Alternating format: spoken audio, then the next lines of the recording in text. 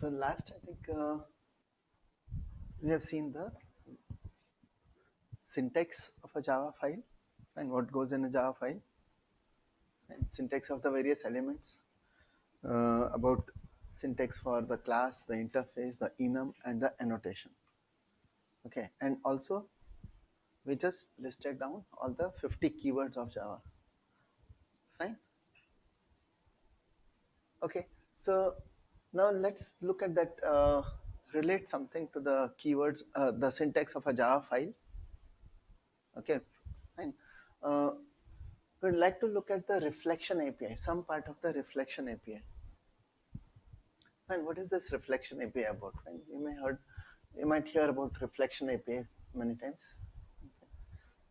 What exactly is meant by reflection here? See, what is reflection in Java is something in other languages also. Okay, other programming languages. We have this term called RTTI, runtime type information.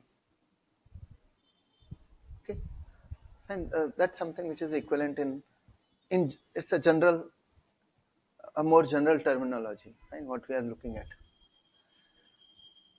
Okay, so fine. So from Java's perspective, let's look at the things. Okay, fine. In Java, one thing, yes, what do we know? Which is the superclass? What's a superclass for all the classes? We have the object class. Okay, fine. So start with the object class. And object class, we understand the superclass of all the classes. Methods here are going to be inherited by any class which you define. Plus, fine, plus the methods which are these methods of the object class are going to be available even for arrays, and arrays are also objects. Okay, fine. uh, when we if we know those methods, what are all the methods in the object class? Just a quick listing of them. Yeah. Any object in Java can be converted to a, or always has a integer value which we call as the hash code. Okay, so all objects have a hash code value, and so I'm not mentioning, but these are all public methods, and I'm not explicitly writing public. So these methods, so we have a method to return int, name of the method is hash code, and that's one method available. So you can do it on any object, and whatever class it is, any class you have, fine. You can use these even on interfaces. If type is interface, still you could use these methods. Fine, let's list those methods, minimum methods which are available. Only the public methods are being listed. Okay, hash code, then string conversion. Okay, so for string conversion, any object can be converted to a string. The method returns a string. We have the method called toString. Then method, find comparison. An object can be compared for equality with another object. Right? So that returns a Boolean value. Fine. Method name is equals. Parameter would be any kind of object may be specified. So comparison with another object. Okay. What else? Type conversion. Any object can be converted to another object type.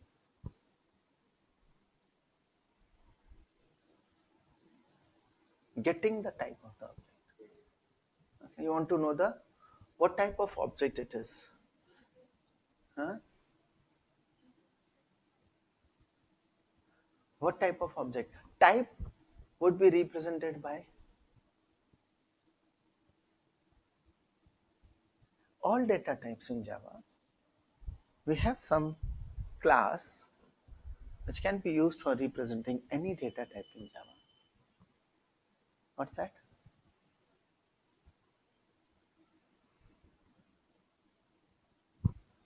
And for every data type, for every class, for every interface, and if it is being used, the class, for example, the class will have to be loaded first, right, before it can be used. So when a class is loaded, yeah, what do you get? You get an object of, you get the object of class. We have a class called class. Okay. Fine. Name of the method is get class. And that's an important method. Fine. This is what we actually are looking at today. Fine. We actually would like to look at this class called class. What do we have here?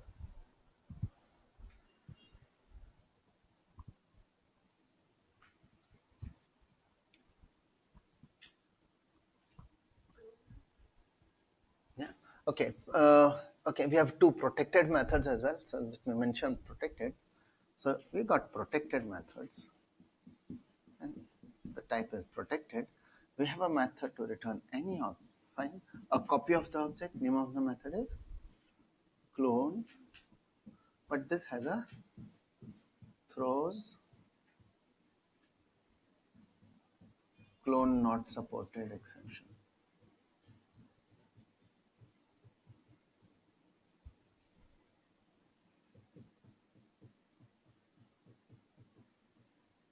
Okay. And there's another protected method which is available in the object class. We know about garbage collection, and so garbage collector, when before it can deallocate the object, yeah, what does it do on the object? It invokes a, yes, finalize method, and invokes a finalize method. Yeah. What else? There are, oh, then we have those methods related to useful for multi-threading. We have the wait method. Now these are public methods again. I'm not specifying. We have the methods returns void. Okay, just a few things here. This method, which is returning the class object, is a final method. It's a final method. This method also, so we have these as public and final methods. Okay, we have a few public and final methods. So that's a public and final. Get class method is public and final. We have the method called wait without parameter being public and final. Fine. Again, another public and final method returns void. The wait method is overloaded. You could also specify timeout in milliseconds. Another point was this also has a throws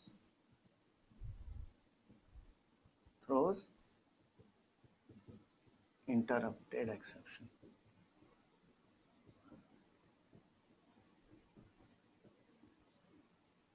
Okay, same thing continues here. Fine. Or you could specify its final wait method. You could specify the timeout value in not only in milliseconds, it's millisecond plus integer for the nanoseconds. And just the precision is more. Fine. For specifying, you can specify the nanosecond precision also. Fine. And then we had two more methods. They are also final, public and final methods returning void. And one method is notify, and the other one is notify all.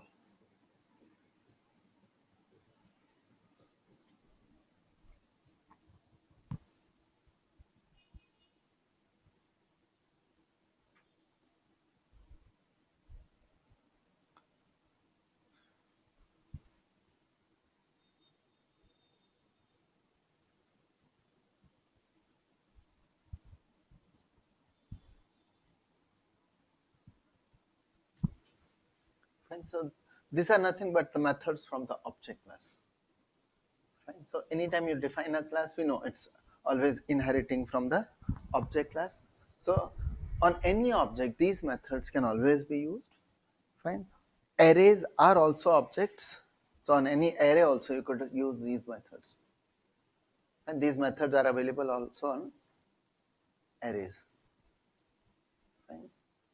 So any reference type, class, interface, enum, annotation. Fine. If you have a variable of any of those types plus a variable of an array type, fine, except for the primitives, these are methods. On primitive we don't have methods. Fine. On primitive types we don't have methods. Fine.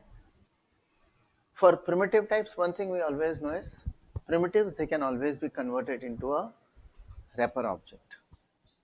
Fine. There is a boxing conversion. Fine.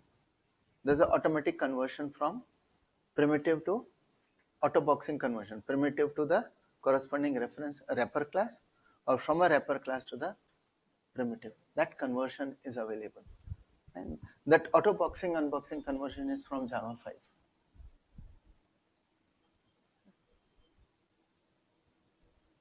Okay, fine. Okay, let's talk about the, and at least get introduced to this thing called the class. What is this class called? Class. Okay, when we use the get class method, yeah, we get the class object, right? Okay, so trying to understand the class. Yeah.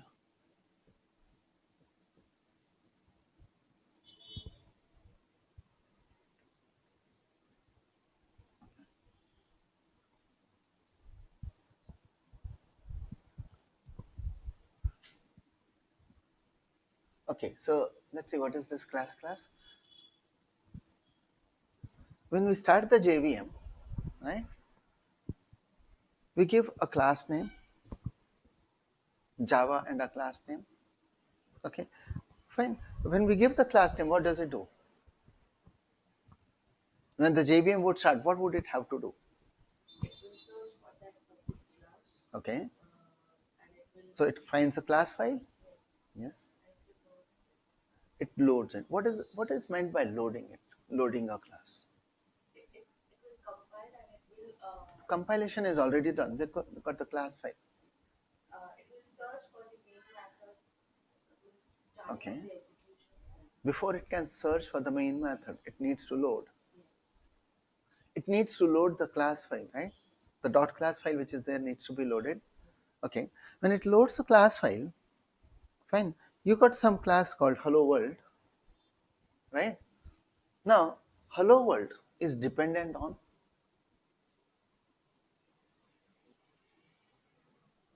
the class hello world is dependent on, if you look at the whole definition, class hello world depends on what? What does it need?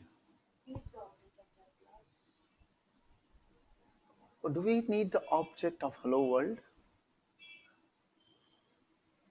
No, no object of hello world is created. I'm loading the definition of the class. Right? Yeah, just loading the definition of the hello world class. Yeah, what would be needed? What does the class definition of hello world depend on? Hello world extends something? If you don't mention any extends, what does it mean? Okay, so it is dependent on object also? Okay, so it needs to load the definition of object class also, right? The class file for object also, right? Okay, what else? Explore further. In hello world, what have we used? We have written a main method. Okay, what does the main method say?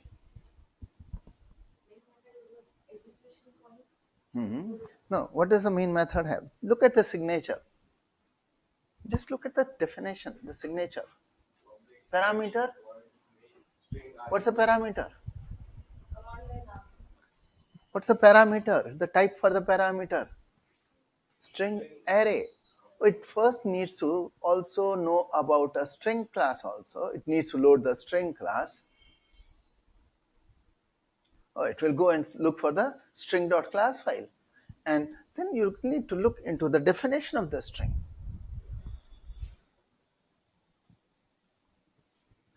String class. It uses so many other classes. See, there is dependencies. The idea is you're just not loading the hello world itself. Loading hello world results in loading all the dependencies. It's a whole lot of dependencies which are there. So what we have actually is the minimum set of classes which would always be loaded. Okay, loading a class means the entire definition what we have defined, that information must be made available into memory. The definition part itself. It's not about first creating the object. Object would be created, object of hello world would be created if someone said new hello world. Right? We never said new hello world. And therefore no object of hello world class is to be created. But what is being created is objects of the class called class. The object of this class is not created using a constructor here. And there's no constructor of class to be used for creating the object of the class. The object of these class are created and created when a class is loaded.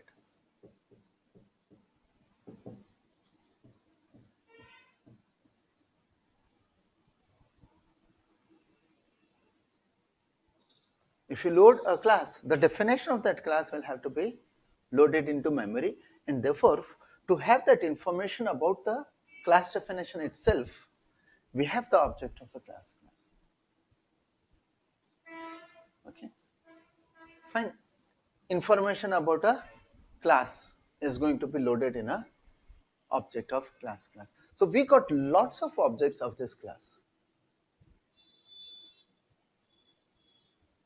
Fine, because it's not only the hello world which is being used. It depends on so many classes, all of them will have to be loaded. So one object of class corresponding to each of those definitions. So you have the object of the class, okay. We have object of which class? The class called class, having information about the object class itself. One for the object class, you'll have another one for the object class. Look at that. It has this method, yes, for the string. Fine, it has the toString method which says I'll return a string. String in turn uses so many other things, so many other objects. It would even have the object, there's this method called getClass. So what else? So the definition of the class, this is also a class after all. The definition of that is to be loaded. Okay, fine. Then what else?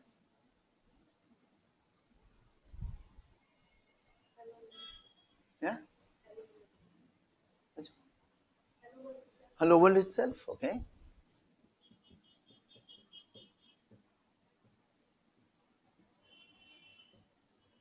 You have used the system class, system.out.println. It needs to load system, and so many more. Not only this, when you start, the JVM is starting, when the JVM is starting, in the JVM, even the garbage collector is starting, and garbage collector would be having its own class definition, where the code for garbage collector would be there. So all such classes are loaded first. The definition has to be loaded. What's there in the definition? These are not the only objects. Let's see. We don't have just the object of the class being created only. And there are more things now. Okay, let's explore and try to associate with the syntax of the. Let's try to look at what are the methods available in the class. Each of these, each of these is nothing but representing a type. See, even for an interface, oh, we have the class string implementing serializable, and therefore the definition of serializable is also loaded. Oh, even if it's an interface, the object, when it is loaded, what do we have? The object of class. Oh, there is some enum which is to be loaded. Oh, we have the object of class. There are some annotations to be loaded. We have the object of class. So this object of this class, number of them get created initially. Fine. I'll give you a command which you could try to get a feel of the loading of the classes. Okay, you can feel those classes getting loaded. You can see their output. Oh, so and so class is loaded. You can start your JVM in a verbose mode. Fine. You could just say, so when I say Java hello world, you could say Java, right? To execute the main method, Java minus verbose, and give hello world, your class name. Fine. And see the output. It's not just going to say hello world.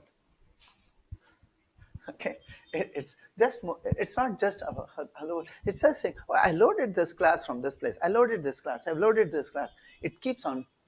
It's a verbose mode. It will just keep on announcing, I'm loading this class. I've loaded this class from here. Fine. It will be more than screen full of output you'll get here.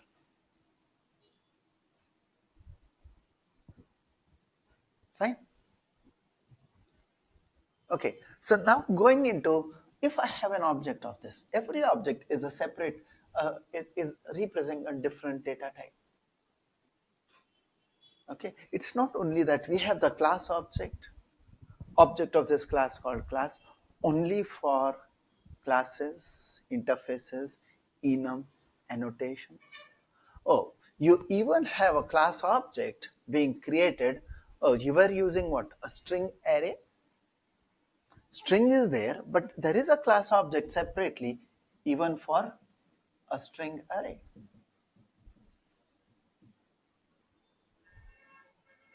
Arrays, array types, oh, for them also. Every data type which you use has an object of class. Oh, we are using the primitive types, byte, short, int. Oh, there is a class object for the type int also. There is a class object for Boolean. There's a class object for every primitive type. Object of this class is created not by a constructor. Fine. For classes, as it is loaded. For primitives, they would be pre-created in the JVM. We have this object of class created for every data type. So type is represented by objects of class. Okay, fine. So let's now look at methods of the class. If I have some object, I'm not sure, but I got some object of the class. What information I can extract from it? Fine. So we have methods by which we will get information about some type. See, a class object is representing some type. I'm not sure what it is. Okay. So what's the first thing I might like to know? What's the name of the type? Okay. So now we are looking at methods of class. Okay.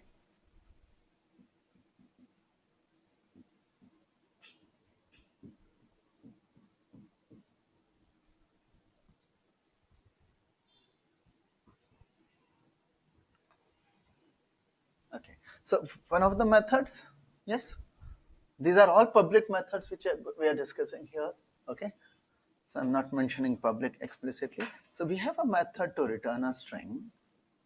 Name of the method is getName.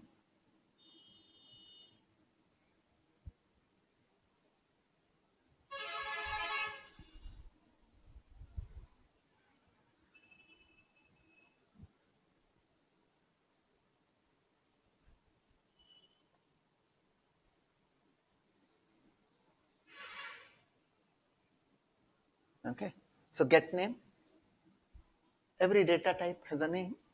Okay, another thing would be data types in Java are categorized into primitives and reference types, primitive data types and the reference types. So we have a method to return a Boolean value that says is primitive.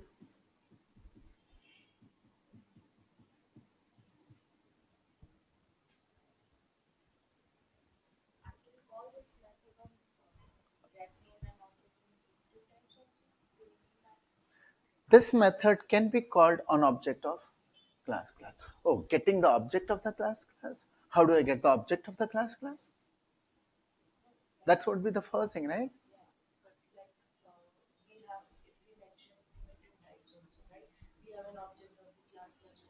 For primitive type also. Yeah, you have the object of class available for every data type. Okay, now one very important thing, yes, here is I want object, I know the type, and I want the object, class object for a type, right? I want the class object for a data type. It's very simple. We have a special notation which we can use, and we can obtain class object for any data type, fine, in a particular code, fine. So what you can do is, in your code, you could just give your type name, put dot class like this. It represents the class object. Okay, for example, I could use int dot class. This is nothing but the class object. So fine. So this is a class object. Someone could write a code which says like this. So class, okay. So give a variable name, let's say CL equals, and he could use int dot class. That's valid. Okay. Now if on CL, if I say is primitive, that's true. CL dot get name, the string int.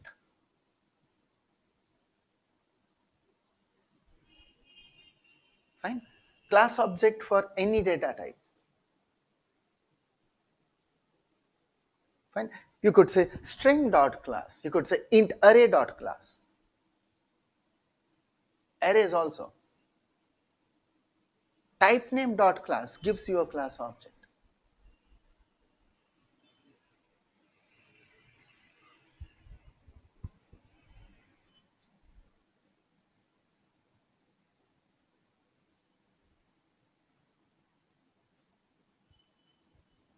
Fine. Clear?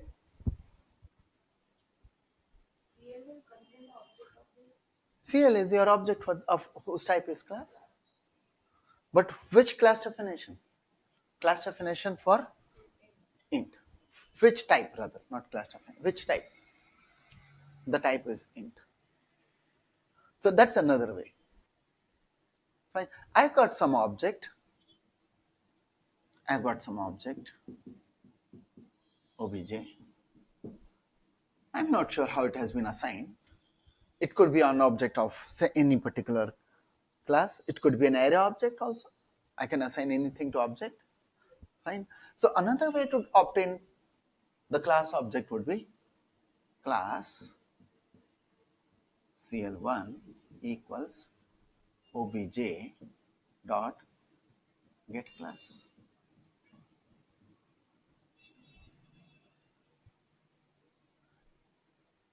Gives us a class object. Yeah. How int? This is what is object. I'm not sure what is assigned here. You can't be putting an int into object. It can be integer, the wrapper object, but can't be a primitive. It's not a primitive. So from some object which is there, which has been created, fine, you can just ask for, give me the class object. You have object, but that object was using, how was it created? Using the construct of some class definition. That class definition means there is some class object. So which class object's constructor was used? Okay, fine. So one thing, any class, any data type rather, not class. Fine, it's a class is about data type. Okay, any data type has a name. Every data type will have a name. Get name method has been provided. Fine, the data type, is it primitive or reference? Is primitive. Is it an array type? Fine. If it's not primitive, reference type, arrays are reference types, you could ask for. So now I'm continuing with the methods of class again. Okay, and this is separate. Okay, and we're continuing with the methods, other methods of class. So you could say a method to return boolean is array.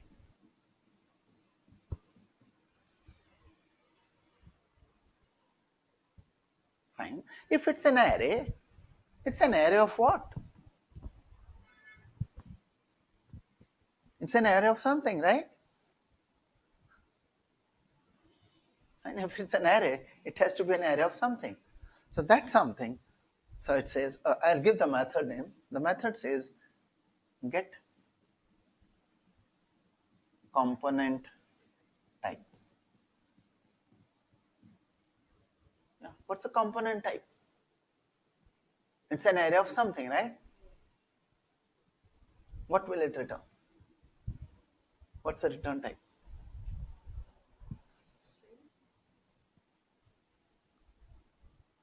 Types are represented by, you give the class object. If it's a int array, for example, I'm saying get me the component type. This would give me the class object corresponding to the int. There is a class object for the int array. From where I'm saying, oh, give me your component type. Oh, that's int. It would be another class object.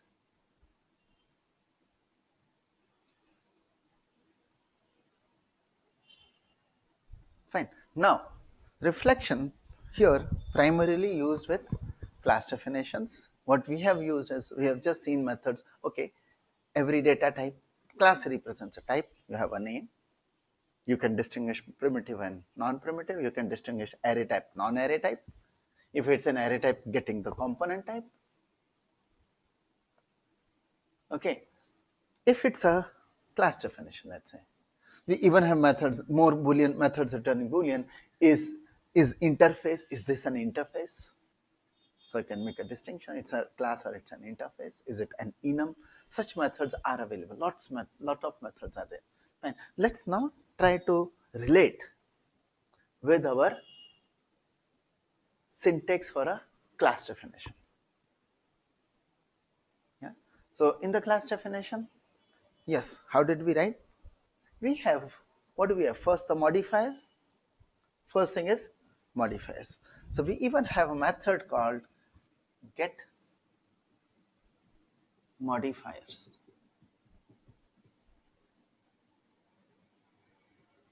And this would return a int value. Int value means 32 bits.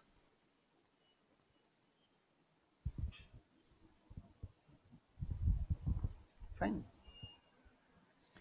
Int value is 32 bits. Okay, fine. When we saw the 32, those 50 keywords, we had seen many of those are modifiers. Fine. So out of these 32 bits, yes, for different modifiers, whatever we have, I think we had 13 modifiers. So those 13 different modifiers, there will be 13 bits at the most needed out of those 32. So yes, in this int, we have bit positions to represent different modifiers. So you need to do the masking and find out which of those modifiers are currently on. Fine. There are integer constants in the class to let you know about the modifiers. There's actually another class also,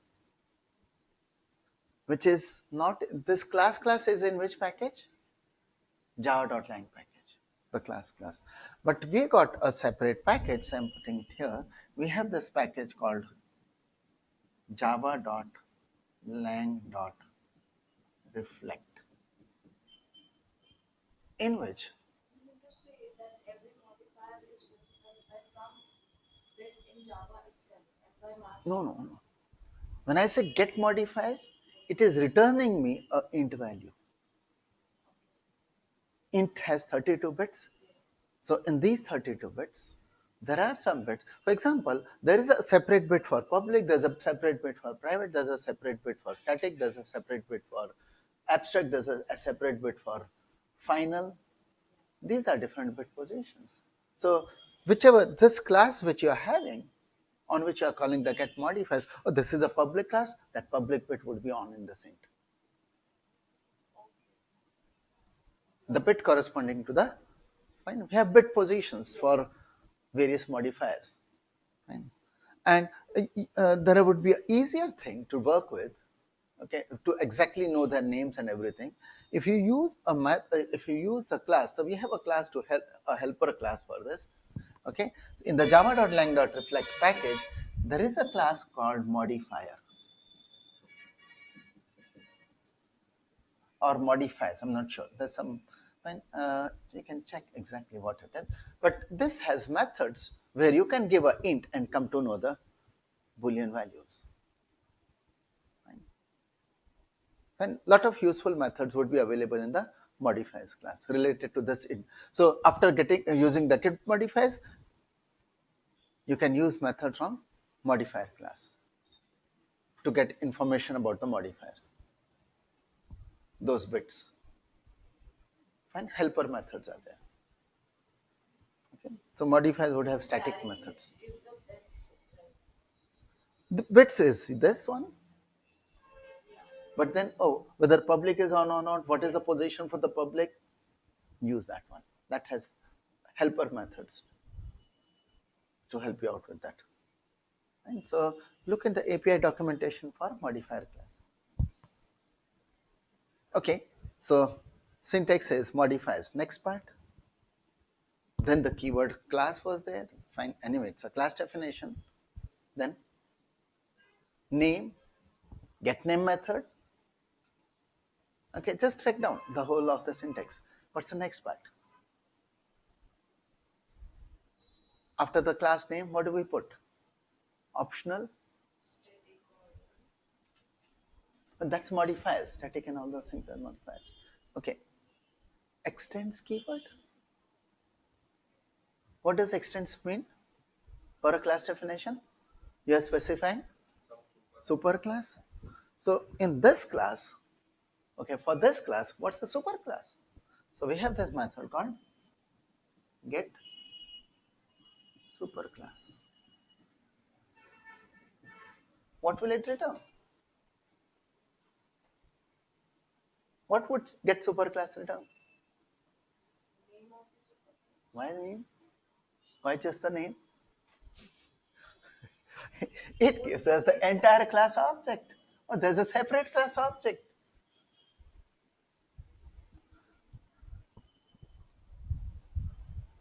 Fine.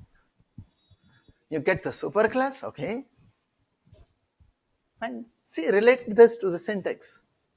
If I have a class object, fine, I will have methods to get all the information about the whole definition itself. Fine, it has a name, it has modifiers, it has name, it has superclass, it has interfaces. Get interfaces. Method called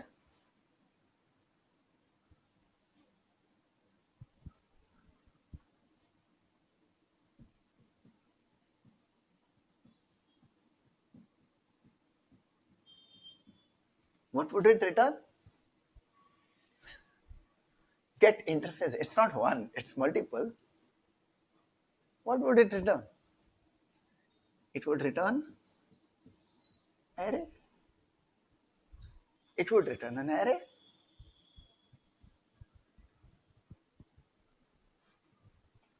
Fine.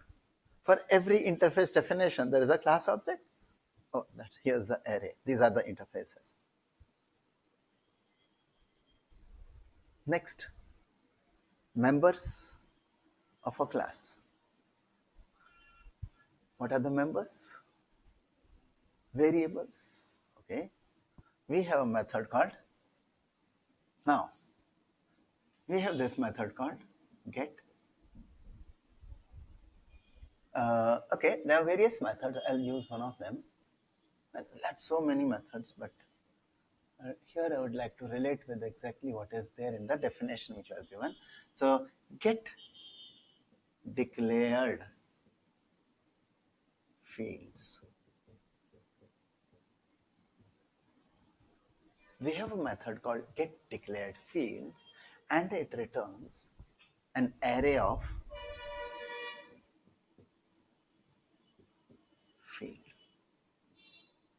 There is this class called field also.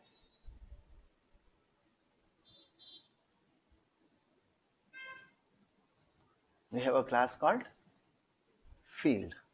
Field is a class where is this class? In which package? What are we discussing? Reflection. It's in which package? The java.lang.reflect package. We have the class called field here.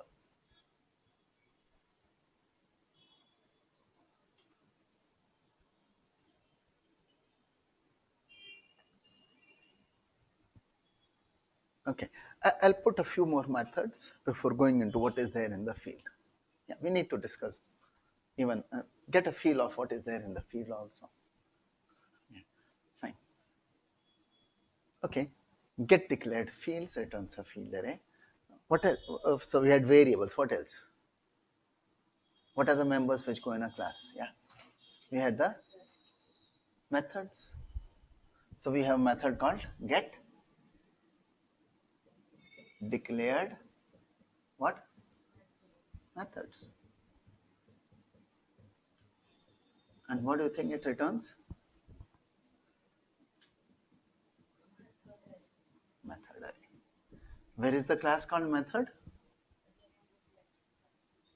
Package called java.lang.reflect. Array of method. Fine. What else was there? Oh, we had constructors. So what's the method here? Get declared constructors. And what does it return?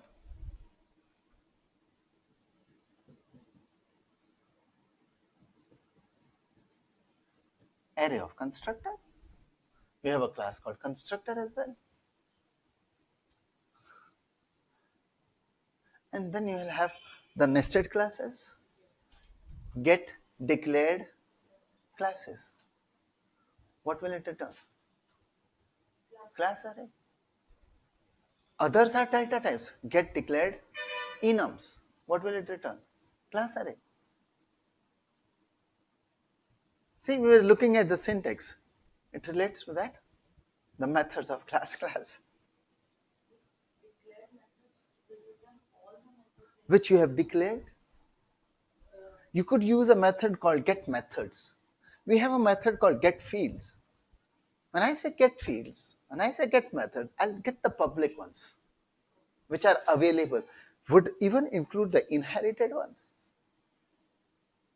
It would include inherited. Oh, this one doesn't include the inherited ones. The ones which you have declared. Fine, but then when I say get fields, it would fine. It would not include your private ones which are declared. They are declared, but they are private. So when I say get fields, the public ones. Fine. Maybe it would include even the inherited public.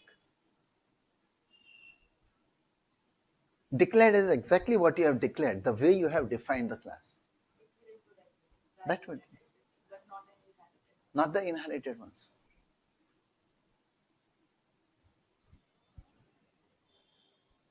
Fine. No, you don't inherit from garbage collector. Never. From the object. You're inheriting from object. Yeah. Because you are not overriding. If you are overriding, it would be included. So if you override toastring, oh, that's rare. What you declared, right?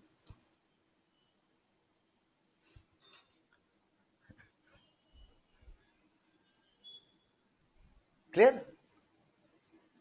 the kind of methods which you get. Okay, now we can go into a field, class called field or class called method.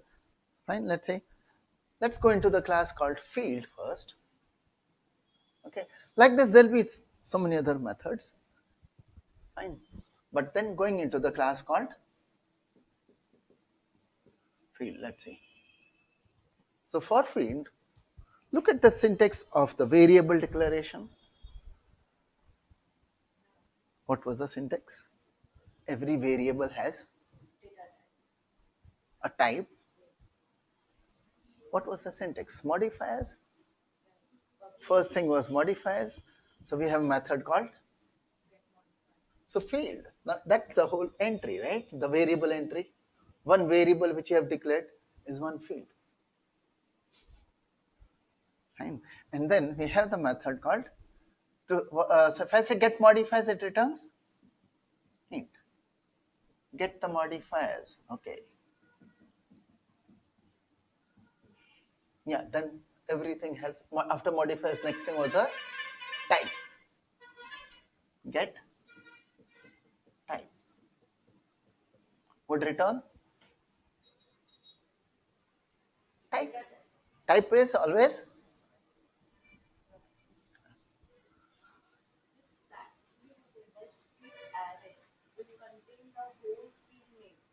field array. You declared 5 variables, so there are 5 elements in this array.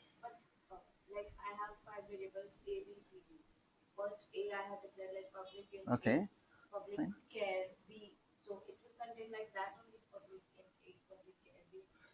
One field for each one of them, one object of field. But then in the object of the field, what do I get? Oh, A was declared as static or not. So the modifiers for A. What's the type for A? What's the name of A? The name A itself has to come out. Get name method again here to return a string. Your variable has a name.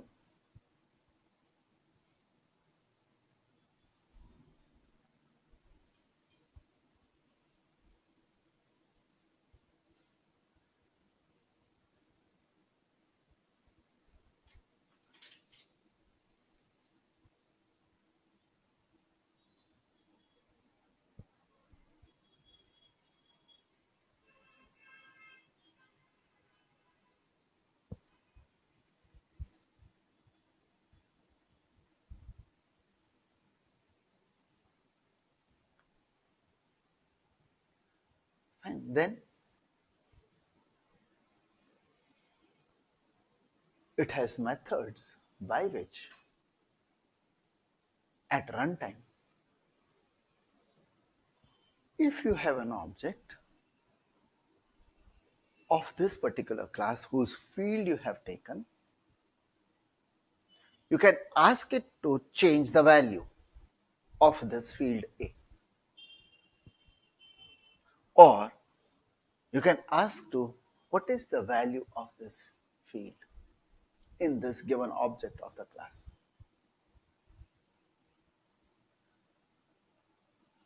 Okay, so we got get and set methods. In the field, there's a method called, let's say, I want to get. So if I want to get the value of this field in this object,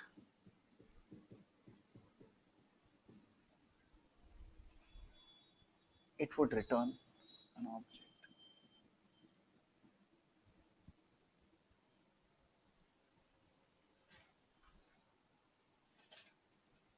If it's a primitive type, the wrapper object would be given. Same way, I can set the value.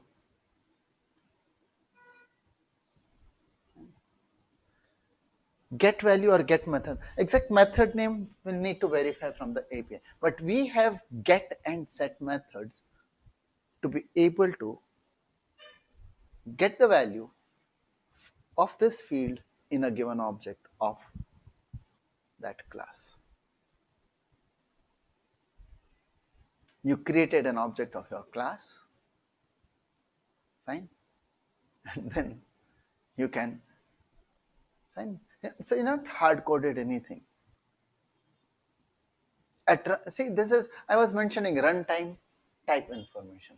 Now you can see this. This is nothing but information about a type at runtime. RTTI, right? Okay, fine, field. Like this method,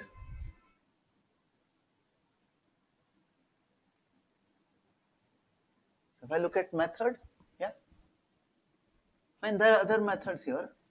Okay, we have the class called method, methods in the class.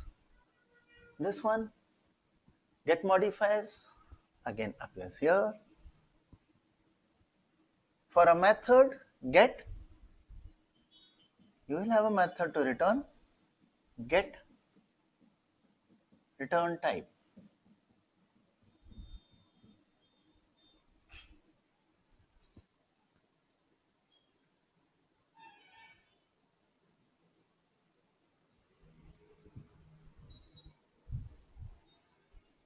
And see, there's a method called get modifiers, and there's also a separate method to get the annotations. Okay, there's a method for getting annotations. Okay, fine, but you can get the idea here, right? Here, you can get the annotations. What's the value of the annotation? Which annotation value has been used?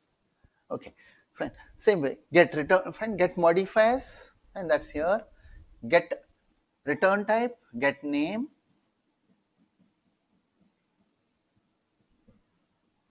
to return a string, that would again be here, and that same thing here, right?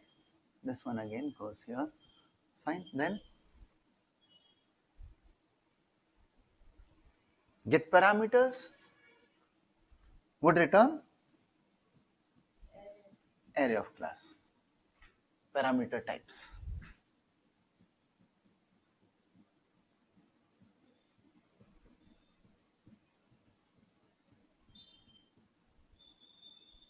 When the method names used here, some of them may not be the exact method name, fine. You'll have to refer to the documentation, okay? Java documentation, and then know about the exact spellings and the method names. But we have methods to do this. We have methods to get all this information, and they would return a class array. Fine. For get parameter types should return a class array. Okay, and not only this, if you have an object of this class and you want to invoke a method on that, we have method in the method class called invoke. Pass one object, and that's the object of this class on which you want to invoke the method, and pass an object array for the parameter values. You'll have to pass two things. Fine, you invoke a method, you have to pass parameters, but you're invoking a method on the target object. If it's a static method, that first parameter can be null. Okay, if it's a static method, right, this method is a static method, doesn't require an object, so you won't pass an object, but you'll pass a null there, and then you'll have to pass the parameter values. So parameter values as object array. What will it return? It will return the result as some object.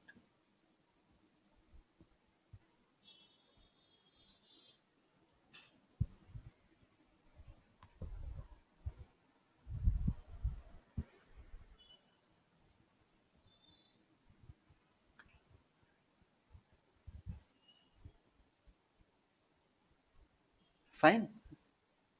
This gives idea about what is this class. And you can keep on exploring. There's so many methods there. It's a huge thing.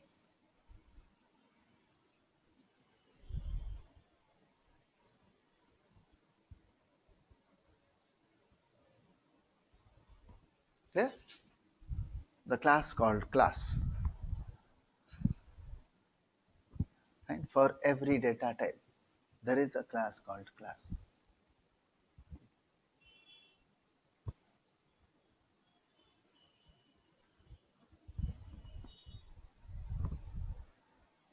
Yeah.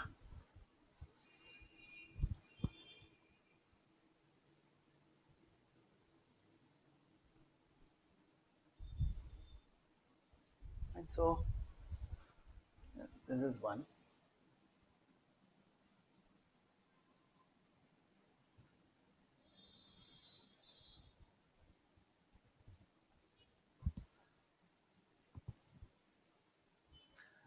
This would even have methods to know about generics also. We didn't use any such methods, but you can know the type parameters. Okay, fine. Yeah, what else we need to discuss? We need to discuss on. I think we can try to list down. See, because this 1 week, right? That is the 5 days. I want to use only for some topics related to core Java, and from the language aspect, right? Okay. Uh, and so I feel we can have look at generics again, and any other things which you would like for revision. There are a few other topics. We'll cover them. So let me just list what we are going to cover. Right. So one I feel is generics. If you feel this is okay, we can have something else. Fine, just fine. What is generics? Okay. Uh, Fine. The other thing would be there are things which we have not touched upon at all. We'll look at NIO. Fine. In NIO, we'll look at the various types of buffers basically. Okay. There's a class called buffer, and we'd like to look at NIO and the buffer. Buffered IO is basically a buffered IO. Fine. We have been used to using the streams, input stream, output stream, reader, writer. Fine. But then we have NIO, java.nio package, which was from 1.4. Okay. Fine. There we use buffer and channel. Fine. So there is buffer and channel. These could be used. So then we can touch upon that. And there's another thing which is from Java 5 onwards. Okay, which is this is related to multi-threading. Fine. In multi-threading, what was introduced here was some generalization on how concurrency is to be done. Fine. So there is a package like NIO package. We have this is java.nio. When I say NIO, it's java.nio package and sub packages. We have another package java.util.concurrent. Okay. See, for multi-threading, what we understand is we need to follow those steps about creating a new thread of execution. We need to have a runnable and create the object of thread and calling the start method on a thread. Fine. Now, whether it should be done that way or whether we can leave it to someone to do that part and concentrate on a higher level. So we got something called a higher level concurrency API. This is your high level concurrency API. To achieve concurrency here, you'll not you'll not create thread object of the thread class on your own. Okay, fine. There are some modeling which is done for achieving concurrency. And common, see, concurrency, you can't just have uncontrolled concurrency. Fine. We had used it, right? We had used concurrency for networking, where we would say, oh, anytime someone, any client connects, I will have a thread created for him to service that connection. Or each time someone connects, create a thread to service the connection. Now, you got thousands of clients connecting to you simultaneously. Managing so many threads, creating so many threads, no, let them be in a queue. Your machine should not go down, right? You'll be out of memory very soon. Fine. You don't have that much of processing power. You can't be giving that response to any one of them. Then they'll all be stuck. Fine. So you don't like to do it that way. You like to have some kind of a pooling, thread pool, create a thread pool, pool of threads, not more than so many threads. Fine. Clear? I cannot support this machine cannot support more than so many threads. I would not like to give more than so many threads to this particular service. Fine, you would like to achieve that, right? So you concentrate on that aspect rather than how do I create a thread? Okay, just tell me that I want maximum so many threads. That's it. Just give me that information. I'll manage things for you. Right? There are things here. There's something called executor service, which we need to be looking at.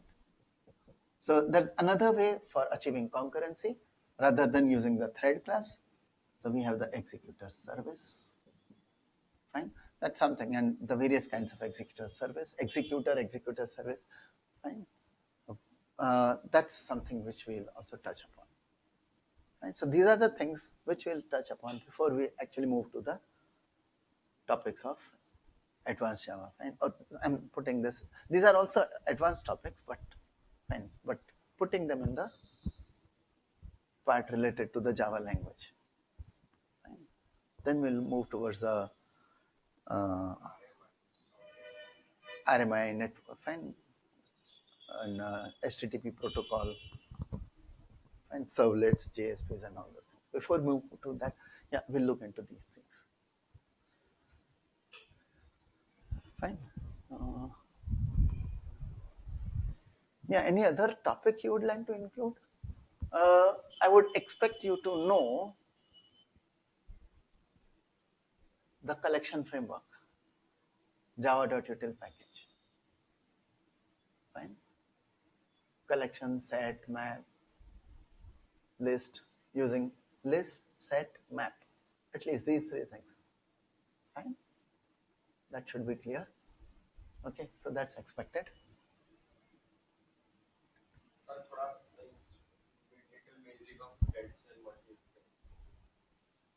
Then we'll look at concurrent. That time we'll see. And so that's something.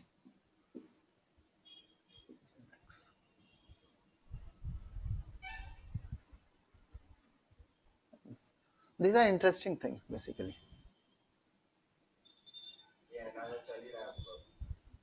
Okay.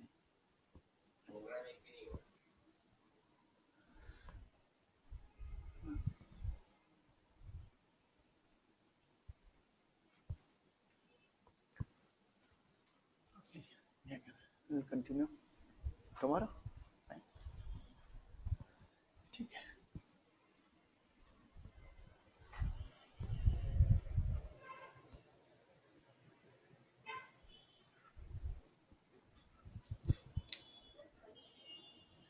Oh, sorry. Huh.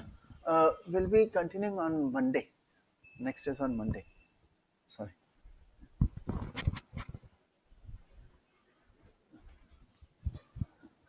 Okay.